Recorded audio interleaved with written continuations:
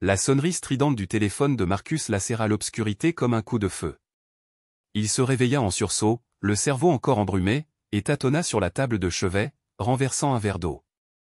L'écran s'illumina vivement. 2h17 du matin.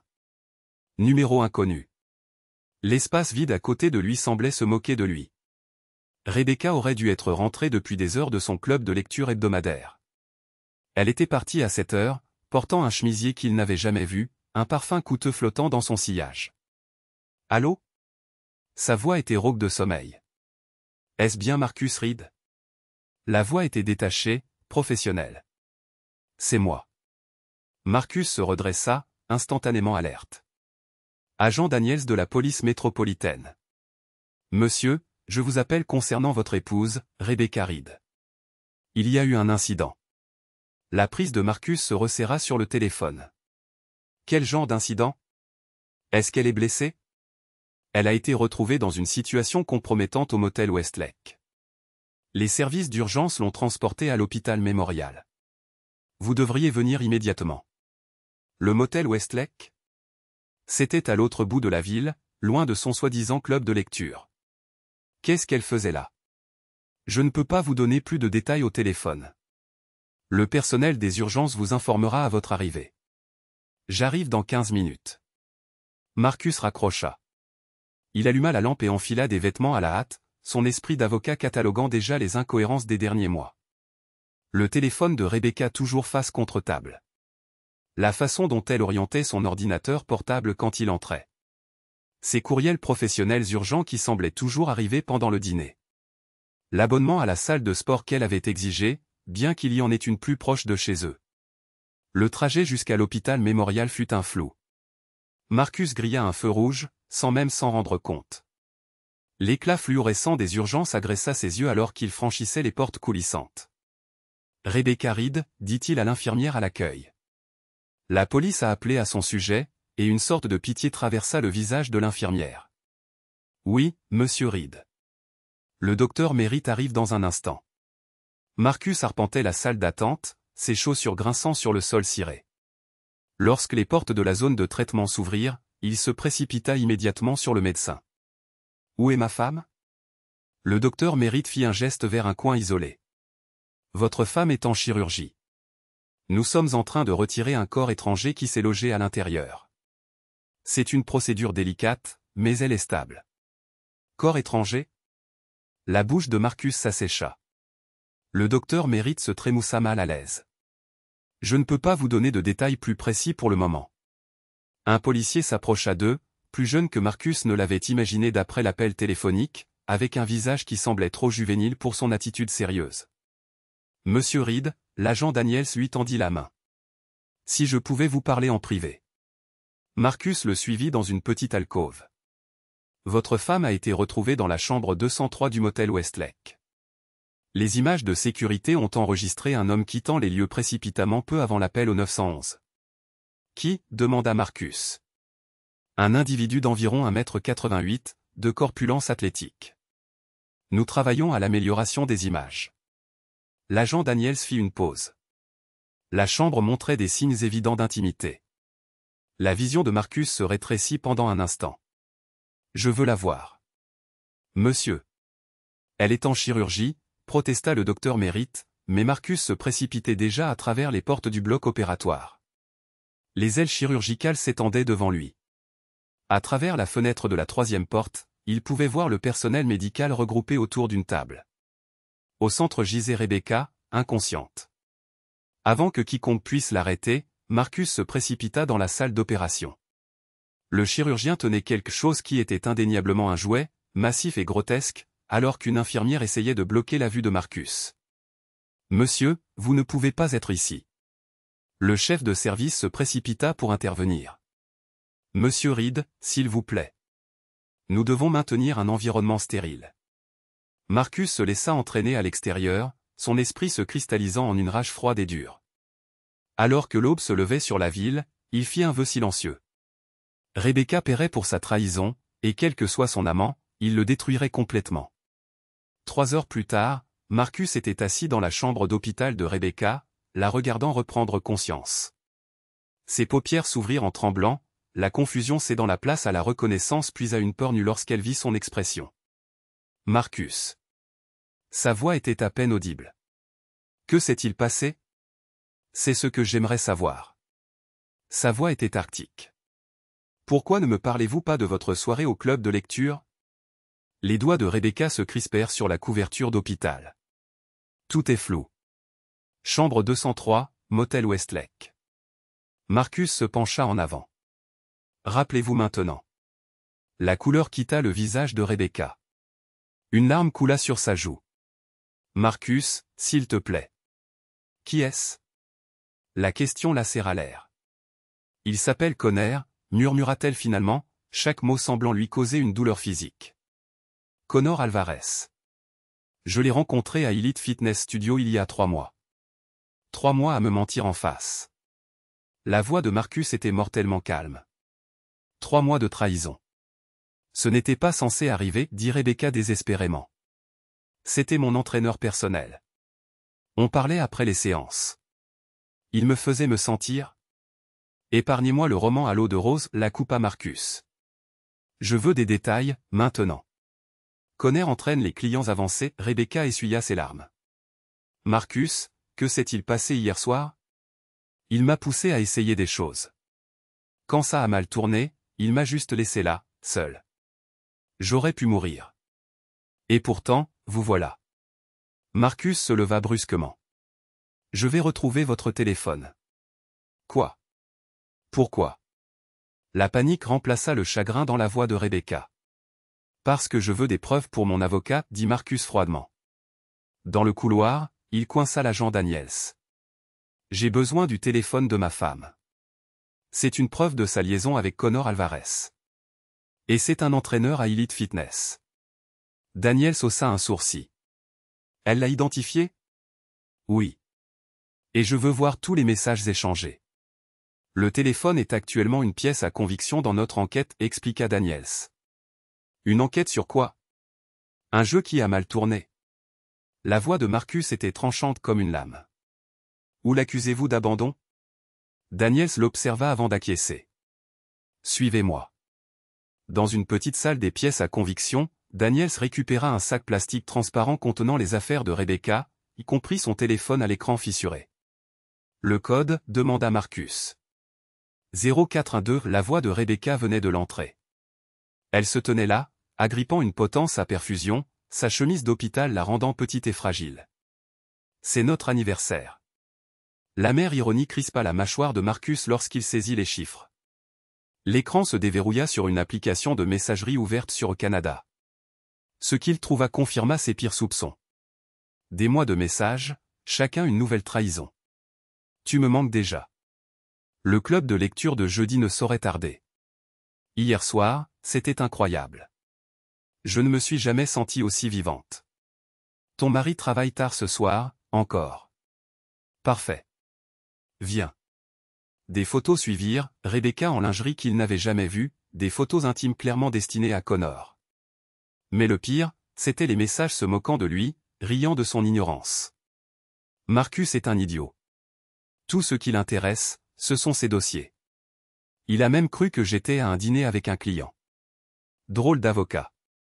Les mains de Marcus tremblaient de rage alors qu'il prenait méthodiquement des captures d'écran, les envoyant sur son propre téléphone pendant que Rebecca regardait, en sanglotant. J'amène ça à mon avocat, dit-il à l'agent Daniels, sa voix tendue d'une fureur contenue.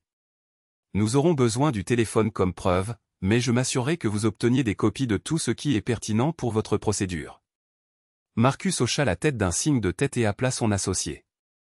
David, c'est Marcus. J'ai besoin que vous rédigiez des papiers de divorce immédiatement. Clause d'infidélité, documentation complète. J'ai une preuve irréfutable d'une liaison de 3 mois. Divorce. Rebecca tituba vers l'avant. Marcus, s'il te plaît. On peut arranger ça. Je ferai n'importe quoi. Ne gâche pas 10 ans de mariage. Ce n'est pas moi qui l'ai gâché. Marcus se tourna pour lui faire face. C'est toi qui l'as fait. Avec chaque mensonge, chaque rendez-vous secret, chaque fois que tu l'as choisi lui plutôt que moi. Ce n'était pas comme ça. Rebecca tendit la main vers son bras, mais il recula. Ce que Connor et moi avions, ce n'était pas réel. Tu es mon mari. Je t'aime. Amour. Marcus cracha le mot. C'est ça que tu appelles m'aimer? Me tromper? Rire avec lui de combien je suis naïf? Rebecca s'effondra à genoux, la perfusion s'en mêlant. Je suis désolé. S'il te plaît, Marcus, donne-moi une autre chance. Une infirmière se précipita pour l'aider. Elle a besoin de se reposer. Très bien. Marcus redressa sa veste. Toute communication passera par mon avocat à partir de maintenant. Il se tourna vers l'agent Daniels. Je veux une enquête complète sur Connor Alvarez. Quand ma femme sera stable. Obtenez sa déposition complète sur ce qui s'est passé hier soir. Nous allons mener une enquête approfondie, lui assura Daniels. Bien. Envoyez toute la documentation à David Harrington chez Reed et Harrington Law. Marcus s'arrêta à la porte, sans se retourner vers Rebecca. Ce mariage est terminé. Le bruit de son effondrement derrière lui, les infirmières se précipitant pour l'aider. Rien de tout cela ne le fit se retourner. La femme qu'il aimait avait déjà disparu, remplacée par une inconnue qui l'avait complètement trahi. Dans les parois métalliques polies de l'ascenseur, ses reflets le fixaient, un homme changé à jamais, la confiance remplacée par une détermination glaciale à se venger. Marcus ne rentra pas chez lui. Au lieu de cela, il se rendit directement à Elite Fitness Studio, arrivant juste au moment de l'ouverture à 6 heures du matin. La foule matinale était clairsemée, quelques lève-tôt dévoués en tenue de sport coûteuse. Il s'approcha de la réception où une blonde pétillante rangeait des fiches d'horaire. « J'ai besoin de parler à Connor Alvarez. » Elle vérifia l'ordinateur. « Connor a un client à 6h30. Vous pouvez attendre dans le salon. » « Si je ne suis pas un client. » Marcus la coupa. « Où est-il » Le sourire de la réceptionniste vacilla. « Monsieur, je ne peux pas juste. » Marcus se pencha en avant, sa voix dangereusement douce. « Je m'appelle Marcus Reed. Ma femme s'appelle Rebecca Reed. Je crois que vous la connaissez. » La reconnaissance apparut sur le visage de la réceptionniste. « Oh, Madame Reed. »« Oui. » Elle hésita. « C'est une habituée de Connor. Il est dans la salle des kinés. Au bout de ce couloir, dernière porte à gauche. » Marcus avança d'un pas délibérément lent dans le couloir, dépassant des studios aux parois de verre où les premiers cours se mettaient en place. La porte de la salle des kinés était entr'ouverte. À l'intérieur, un homme grand et musclé, vêtu de vêtements de sport griffés, préparait une boisson protéinée. Connor Alvarez incarnait l'archétype du coach sportif sous tous ses aspects imaginables, un physique sculpté, une barbe de 3 jours méticuleusement taillée et un bronzage artificiel. Il leva les yeux lorsque Marcus poussa la porte pour l'ouvrir complètement, son expression impassible jusqu'à ce qu'il enregistre la fureur glaciale qui flambait dans les yeux de Marcus. « Je peux vous aider » demanda Connor, devenant instantanément méfiant. « Vous êtes Connor Alvarez » affirma Marcus, en refermant la porte derrière lui. Connor posa sa boisson protéinée. « C'est exact. »« Et vous êtes ?»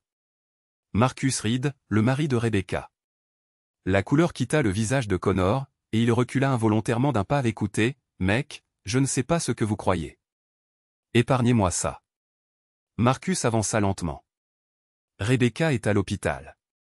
Vous l'avez laissée seule, ensanglantée, au Westlake Motel hier soir. » Les yeux de Connor se dirigèrent vers la porte, calculant sa voie de fuite. C'était un accident. Elle voulait essayer quelque chose de nouveau, et ça a mal tourné. J'ai paniqué. Vous avez paniqué, répéta Marcus, sa voix dangereusement calme. Alors vous avez abandonné une femme blessée qui aurait pu mourir? J'ai appelé le 911 avant de partir, protesta Connor anonymement. Je me suis assuré que les secours arrivaient. Comme c'est attentionné. Le sourire de Marcus n'atteignit jamais ses yeux. La police est très intéressée à vous parler. Écoutez, quoi qu'il se soit passé entre Rebecca et moi, c'était consenti. Connor leva les mains en signe de défense. Je ne l'ai jamais forcé à faire quoi que ce soit. J'ai lu vos messages, continua Marcus, comme si Connor n'avait pas parlé. Toutes ces blagues spirituelles sur la façon de me tromper, tous ces plans pour vos petits rendez-vous. Le visage de Connor se durcit. Elle est venue à moi de son plein gré. Peut-être que si vous aviez accordé plus d'attention à votre femme au lieu de vos affaires.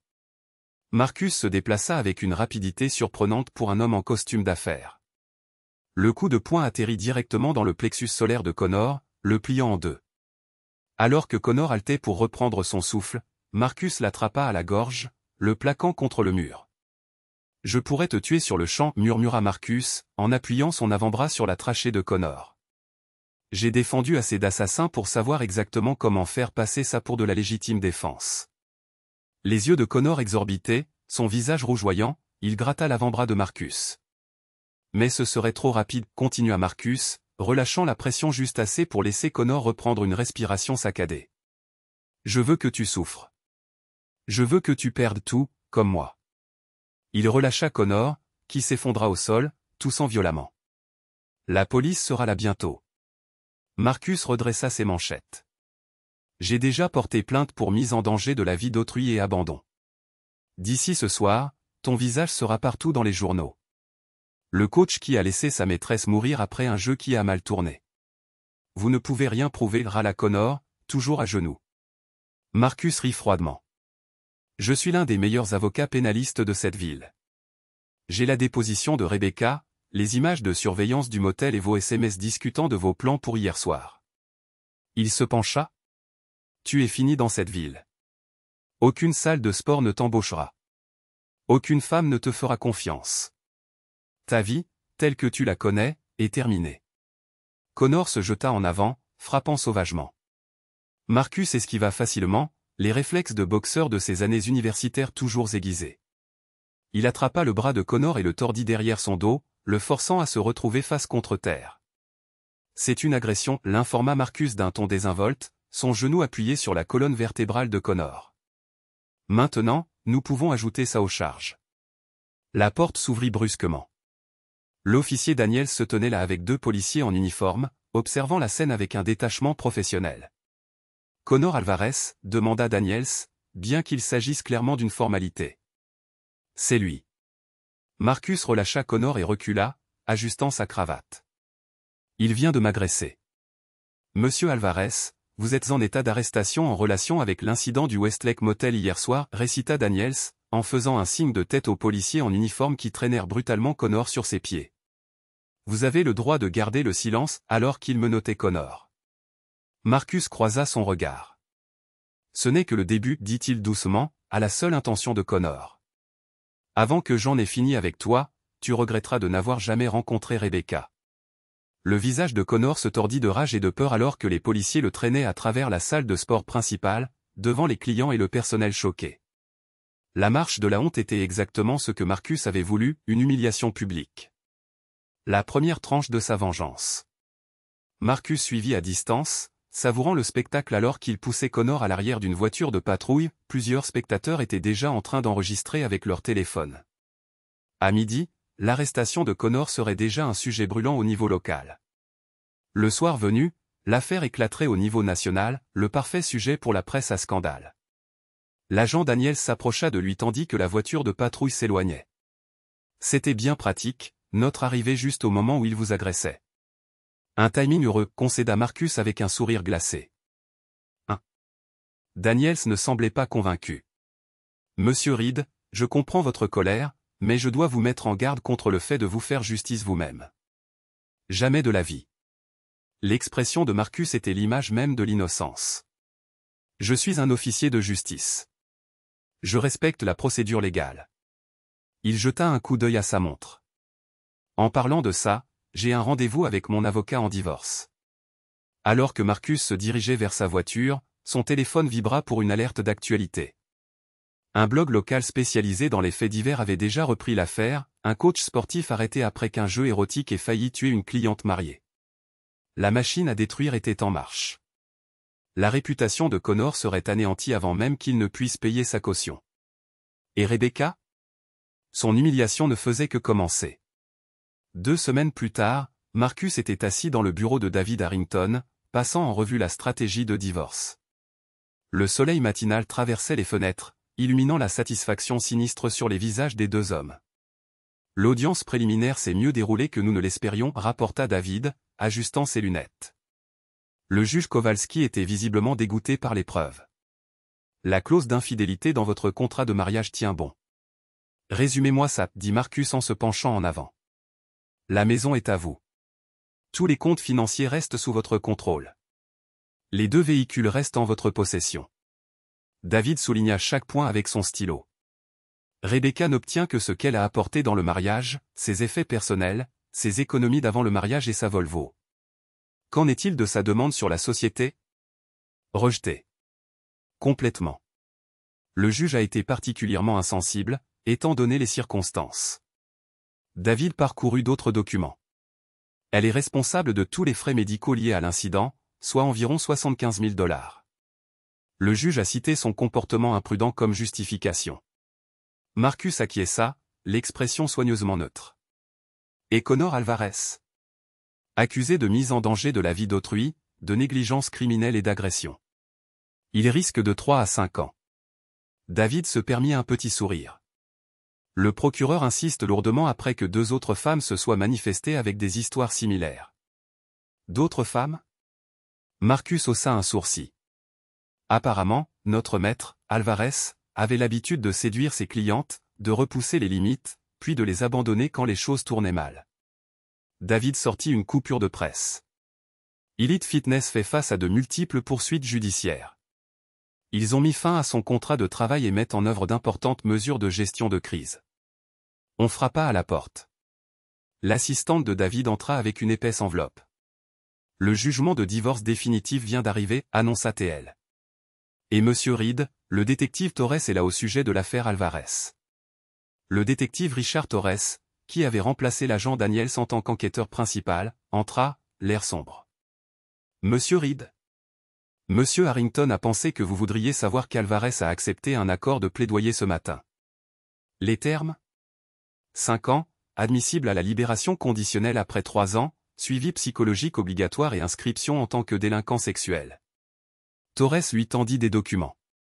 Après la 3e victime qui s'est manifestée, son avocat lui a conseillé d'accepter l'accord.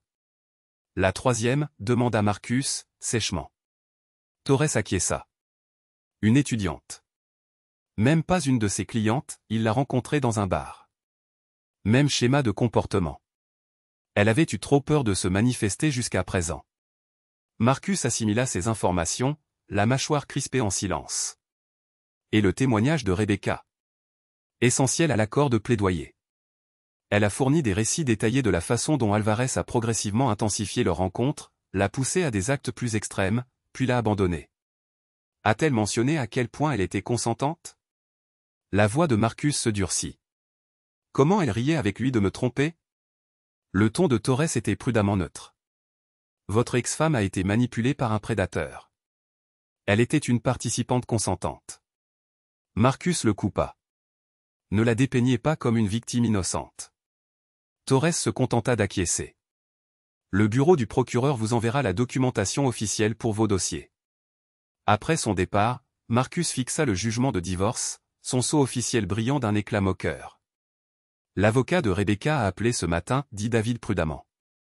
Elle est dans une situation financière désespérée. Ce n'est pas mon problème. Les frais médicaux à eux seuls dépassent les 75 000 $. Ensuite, il y a ses frais juridiques, la perte de salaire due à son licenciement. David écarta les mains. Elle est confrontée à la faillite. Bien, dit Marcus froidement. Elle est désespérée. Son avocat dit qu'elle pourrait essayer de vous contacter directement. Elle l'a déjà fait. Marcus sortit son téléphone, affichant des dizaines d'appels manqués et de messages non lus. Des lettres à mon bureau, des emails, des messages vocaux. Je l'ai bloqué partout. L'interphone sonna. Monsieur Harrington, mademoiselle Reed est là. Elle insiste beaucoup pour voir monsieur Reed. L'expression de Marcus s'assombrit. Dites oui. La porte s'ouvrit brusquement et Rebecca se précipita à l'intérieur. Elle ne ressemblait plus du tout à la passionnée de fitness soignée d'il y a quelques semaines. Ses vêtements de marque avaient été remplacés par un jean usé et un simple chemisier. Des cernes sombres ombraient ses yeux et ses mèches soigneusement entretenues avaient repoussé. Marcus, s'il te plaît, commença-t-elle, la voix brisée. Je sais que je n'ai aucun droit d'être ici. Mais tu as raison, tu n'en as pas. Marcus se leva, boutonnant sa veste de costume. David, appelle la sécurité. Attends. Rebecca s'avança davantage dans la pièce. J'ai tout perdu. Elite m'a renvoyé. Personne ne voudra m'embaucher après ce qui s'est passé. Je ne peux même plus payer mon loyer. Et en quoi est-ce mon problème? La voix de Marcus aurait pu glacer le feu. As-tu envisagé les conséquences lorsque tu te faufilais avec Alvarez? Quand tu riais avec lui de me tromper? J'ai eu tort. Les yeux de Rebecca se remplirent de larmes, tout semblait terriblement faux. Mes 10 ans de mariage devaient bien signifier quelque chose, cela avait tout signifié pour moi. Marcus l'interrompit, jusqu'à ce que je découvre que tout était une fabrication. Pas tout, plaida Rebecca. Ce que nous avons partagé était sincère. Je me suis simplement égaré. Connor l'était. Ne prononce pas son nom. Marcus frappa du poing sur le bureau, faisant violemment sursauter Rebecca. N'essaie pas d'expliquer ou de justifier tes actions. Je ne le justifie pas, la voix de Rebecca s'éleva, désespérée. J'essaie de m'excuser. T'excuser. Marcus ricana amèrement. Pour quelle transgression? Avoir trahi tous les vœux que nous avons faits? M'avoir ridiculisé. Avoir jeté notre mariage pour un entraîneur personnel ayant des antécédents de comportement prédateur? J'étais malheureuse, murmura Rebecca. Tu travaillais sans cesse, toujours au bureau. Connor a semblé me voir quand tu ne le faisais pas. Si bien qu'il t'a laissé à l'agonie dans une chambre de motel. La voix de Marcus dégoulinait de mépris. Est-ce là la profonde compréhension à laquelle tu fais allusion? Le visage de Rebecca s'effondra. Il va en prison. N'est-ce pas une punition suffisante? Dois-tu me détruire aussi? Je ne t'ai pas détruite, Rebecca.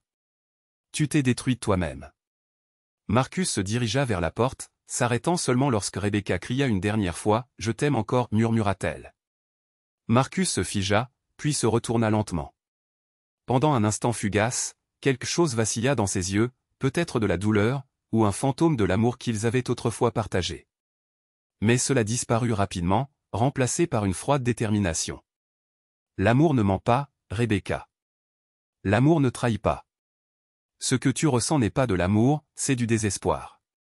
Il fit un signe de tête aux agents de sécurité qui étaient finalement arrivés. Sortez-la de l'immeuble.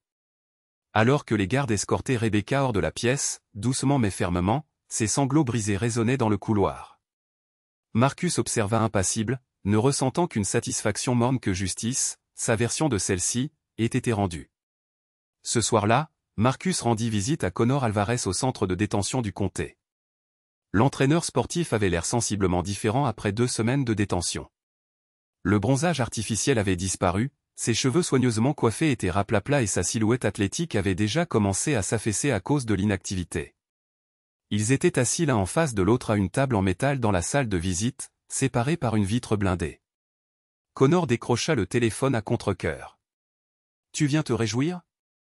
Sa voix était rauque, vaincue. « Je suis venu m'assurer que tu comprennes quelque chose, » répondit calmement Marcus. 5 ans n'est que le début de ta punition, pas le point culminant. L'expression de Connor se durcit. « N'as-tu pas déjà fait assez de dégâts? Ma carrière est finie. Ma réputation est détruite. Je serai un délinquant enregistré à vie. Tu as laissé ma femme mourir, dit simplement Marcus. Tu l'as manipulée, utilisée, puis abandonnée quand les choses ont mal tourné. Elle est venue à moi de son plein gré, insista Connor. Rebecca voulait de l'excitation, de l'aventure, des choses que tu ne lui offrais pas. Et maintenant, vous paierez tous les deux le prix de cette excitation. Marcus se pencha en avant. Je me suis assuré que chaque prisonnier de ton bloc cellulaire sache précisément pourquoi tu es là, ce que tu as fait à ces femmes, comment tu les as abandonnées lorsqu'elles avaient besoin d'aide. Le visage de Connor pâlit. Tu ne peux pas faire ça. C'est déjà fait. Marcus le coupa. J'ai de nombreux clients dans cet établissement, certains très influents. Il sourit finement. La prison est un endroit dangereux pour les hommes qui font du mal aux femmes, Connor. Tu me menaces. La voix de Connor trembla légèrement. Je pourrais signaler ça. Signaler quoi? Une conversation? Marcus ricana froidement. Qui te croirait à moi? Je suis un avocat respecté, tu es un entraîneur déshonoré avec un schéma de comportement prédateur. Connor s'affala sur sa chaise, le poids total de sa situation se posant enfin sur lui. Qu'est-ce que tu veux de moi? Je veux que tu souffres, dit simplement Marcus, chaque jour pendant les 5 prochaines années. Je veux que tu te réveilles en sachant que ta vie est finie à cause des choix que tu as faits, des femmes que tu as blessées, des vies que tu as détruites. Il se leva. Y compris la mienne. Rebecca m'a envoyé une lettre, dit soudain Connor. Elle dit que tu l'as laissée sans rien, qu'elle vit dans sa voiture. Est-ce vrai? Des conséquences, Connor, répondit Marcus d'un ton égal. Vous avez tous les deux fait des choix, maintenant vous en assumez tous les deux les conséquences. Elle ne mérite pas ça. Connor se pencha en avant avec urgence. Je l'ai courtisée. Je l'ai manipulée. Elle était vulnérable parce que tu n'étais jamais là. Garde tes excuses pour ta commission de libération conditionnelle. Marcus l'interrompit froidement. Elles ne t'aideront pas plus là-bas. Alors que Marcus se tournait pour partir, Connor l'interpella, elle t'aimait vraiment, tu sais. Même quand elle était avec moi, elle parlait constamment de toi. Marcus s'arrêta, le dos toujours tourné. Alors elle aurait dû s'en souvenir avant de détruire tout ce que nous avions. Il sortit sans se retourner, les appels désespérés de Connor le suivant dans le couloir. Dehors, sur le parking, Marcus resta assis dans sa voiture un long moment, s'autorisant enfin à ressentir tout le poids de ce qui s'était passé, de ce qu'il avait fait. Son téléphone vibra avec un message d'un numéro inconnu. Marcus, c'est Rebecca. Je suis au Western Shelter, au centre-ville. S'il te plaît, je n'ai nulle part où aller. Est-ce qu'on peut parler?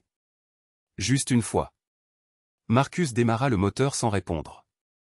Le refuge se trouvait dans l'un des quartiers les plus misérables de la ville, un endroit pour les plus désespérés. Pendant un instant, il imagina Rebecca là-bas, entourée d'étrangers, sa vie réduite à un lit de camp et une salle de bain partagée. La femme qui organisait autrefois des dîners pour des juges et des politiciens, maintenant faisant la queue pour un repas. Il rentra chez lui, dans son nouvel appartement de luxe, les lumières de la ville s'étendant en contrebas comme des étoiles. La nuit tombée, Marcus se tenait à la fenêtre avec un verre de scotch, regardant le paysage urbain se transformer. L'homme que Rebecca avait épousé confiant, indulgent, un peu naïf avait disparu, remplacé par quelqu'un de plus dur et de plus froid. Il l'avait complètement détruite, tout comme elle l'avait détruit. Œil pour œil, vie pour vie. Pourtant, alors que Marcus levait son verre dans un faux toast à sa victoire, le vide à l'intérieur de lui semblait s'étendre. Il avait gagné. Rebecca était ruinée. Connor était emprisonné. Mais le vide à l'endroit où son cœur avait été resté inoccupé. Demain, il retournerait au tribunal, à ses dossiers, à reconstruire sa vie sans elle. Mais ce soir, seul dans sa forteresse de verre et d'acier, Marcus Reed affrontait la vérité qu'il avait évitée pendant des semaines, la vengeance lui avait coûté les derniers vestiges de l'homme qu'il était autrefois. Les lumières de la ville se brouillèrent alors que des larmes inattendues lui montaient aux yeux. Il les essuya avec colère, vidant son scotch d'une seule traite. La faiblesse était un luxe qu'il ne pouvait plus se permettre. Marcus prit son téléphone et supprima le message de Rebecca sans le relire. Puis, après un moment d'hésitation, il composa un numéro qu'il avait appelé au moins une douzaine de fois au cours des 2 dernières semaines. Western Shelter. Une voix fatiguée répondit. Vous avez une résidente du nom de Rebecca Reed, dit Marcus, sa voix soigneusement contrôlée. Dites-lui qu'une chambre d'hôtel lui est réservée au Mayfair, au centre-ville. Après un mois, elle devra se débrouiller seule. Il raccrocha avant que l'employé du refuge ne puisse répondre. Ce n'était pas du pardon, il ne pardonnerait jamais ce que Rebecca avait fait. Mais c'était peut-être la reconnaissance qu'une petite partie de l'homme qu'il était autrefois existait encore après tout. Demain, Marcus continuerait à construire sa nouvelle vie à partir des cendres de la trahison. Mais ce soir, il s'accorda un petit acte de clémence, non pas pour Rebecca, mais pour lui-même. La ville s'étendait devant lui, indifférente aux drames humains d'amour et de trahison. Marcus se détourna de la fenêtre, du passé, et fit face à l'appartement vide qui était désormais son avenir. Gagner n'avait jamais autant ressemblé à perdre. 6 mois plus tard, Marcus se tenait dans le couloir du palais de justice, venant de gagner un procès très médiatisé. Des journalistes l'entouraient, des microphones tendus vers lui. Maître Reed, votre client risquait 20 ans de prison. Comment avez-vous réussi à obtenir un acquittement? Marcus leur adressa son sourire médiatique habituel. Les preuves ne corroboraient tout simplement pas la théorie de l'accusation. Le jury l'a constaté. Alors que la conférence de presse touchait à sa fin, Marcus aperçut une silhouette familière à l'autre bout du couloir. Rebecca se tenait à le regarder, semblant à la fois mieux et pire que la dernière fois qu'il l'avait vue. Elle avait repris un peu du poids qu'elle avait perdu. Ses vêtements étaient propres, bien que modestes, mais il y avait une dureté dans ses yeux qui n'y était pas auparavant. Lorsque les journalistes se dispersèrent, elle s'approcha prudemment. « Bonjour, Marcus. » Rebecca. Sa voix ne trahissait rien. « Que fais-tu ici ? » Je devais rendre des documents au bureau du procureur concernant l'affaire de Connor. Elle hésita. J'ai vu dans le registre que tu étais ici aujourd'hui. Un silence gêné s'installa entre eux, 10 ans de mariage réduit à une conversation banale et inconfortable dans un couloir public. Tu as l'air bien, dit-elle finalement. J'ai entendu dire que tu avais été nommé associé le mois dernier, confirma Marcus, vérifiant sa montre. J'ai une réunion. Je voulais juste te remercier, lâcha Rebecca, pour la chambre d'hôtel. Ça m'a donné le temps de trouver un emploi et un endroit où rester. L'expression de Marcus resta neutre. C'était une faveur unique. N'y voyez rien d'autre. Je sais. Le sourire de Rebecca était triste. Je suis réceptionniste chez Baxter Medical maintenant, je recommence à zéro. Je suis aussi en thérapie. Tant mieux pour toi, dit Marcus, en la dépassant. Il est mort, annonça Rebecca abruptement. Connor. Il a été tué en prison il y a 3 semaines. Marcus s'arrêta, le visage soigneusement impassible. J'étais au courant. On dit qu'un autre détenu l'a poignardé sous la douche, quelqu'un qui avait des liens avec toi. Rebecca scruta son visage. Est-ce vrai ? J'ai beaucoup de clients dans le système, répondit Marcus d'un ton égal. Je ne peux pas contrôler ce qu'ils font. Rebecca l'étudia, une sorte de peur clignotant dans ses yeux. Tu as changé, Marcus. Je te reconnais à peine. La trahison change les gens, dit-il simplement. Tu as détruit l'homme que j'étais. Je sais, murmura-t-elle, et je le regretterai jusqu'à la fin de mes jours. Elle hésita, puis fouilla dans son sac à main, en sortant une enveloppe. C'est arrivé pour toi à notre ancienne adresse. Je l'ai gardée, en espérant te croiser. Marcus prit l'enveloppe avec précaution. À l'intérieur se trouvait un chèque, un règlement d'Elite Fitness versé directement à son nom en compensation du préjudice moral résultant des actes de Connor. La somme était considérable, un montant à 6 chiffres. Ils indemnisent tous les conjoints concernés, expliqua Rebecca. Cela fait partie de leur plan de gestion de crise. Marcus examina le chèque, puis jeta un coup d'œil à Rebecca. Garde-le, dit-il finalement, en le lui tendant. Elle cligna des yeux, surprise. Quoi ? Prends-le, répéta-t-il. Considère ça comme la dernière page de notre histoire. Rebecca accepta le chèque avec des doigts tremblants. Je ne comprends pas. Moi non plus, admit Marcus. Peut-être que je suis fatigué de vivre dans la haine et la vengeance. Peut-être que je veux juste en finir avec tout ça. Est-ce que c'est du pardon ? Un espoir vacilla dans les yeux de Rebecca. Non, dit Marcus fermement. Je ne pardonnerai jamais ce que tu as fait. Mais je choisis de laisser tomber la colère. Ça me ronge, Rebecca hocha la tête, les larmes lui montant aux yeux. Je comprends. Elle rangea soigneusement le chèque. Merci. Marcus regarda à nouveau sa montre. Je dois y aller. Alors qu'il se tournait pour partir, Rebecca l'appela. J'ai entendu dire que tu voyais quelqu'un. Le procureur en a parlé. Catherine Winters. Marcus s'arrêta, puis acquiesça légèrement. On se fréquente depuis quelques semaines. J'espère qu'elle te rendra heureux, dit Rebecca doucement. Tu le mérites. Sans répondre, Marcus continua dans le couloir, ses pas résonnant sur le sol de marbre. Il ne se retourna pas, ne vit pas Rebecca le regarder partir, ne la vit pas essuyer ses larmes avant de redresser les épaules et de marcher dans la direction opposée. Dehors, l'air printanier était frais et pur après une pluie matinale. Marcus desserra légèrement sa cravate, ayant l'impression qu'un poids s'était déplacé à l'intérieur de lui, sans pour autant disparaître complètement. Il porterait toujours les cicatrices de la trahison de Rebecca, mais peut-être étaient-elles suffisamment atténuées pour lui permettre de respirer à nouveau librement. Son téléphone vibra, Catherine lui envoyait un message pour confirmer leur plan pour le dîner. Marcus sourit faiblement en tapant sa réponse. L'avenir s'étendait devant lui, incertain mais n'étant plus uniquement défini par le passé. Alors que Marcus se glissait dans sa voiture, il aperçut Rebecca sortant du palais de justice, marchant d'un pas déterminé vers la nouvelle vie qu'elle construisait à partir de l'épave de ses erreurs.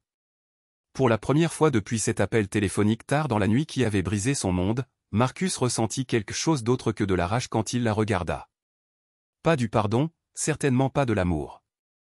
Mais peut-être quelque chose qui s'apparentait à la paix. Il démarra le moteur et s'éloigna du trottoir, laissant derrière lui le palais de justice et tout ce qu'il représentait. La route devant lui était désormais la sienne, n'étant plus assombrie par la vengeance ni définie par la trahison. Il était temps de recommencer à vivre.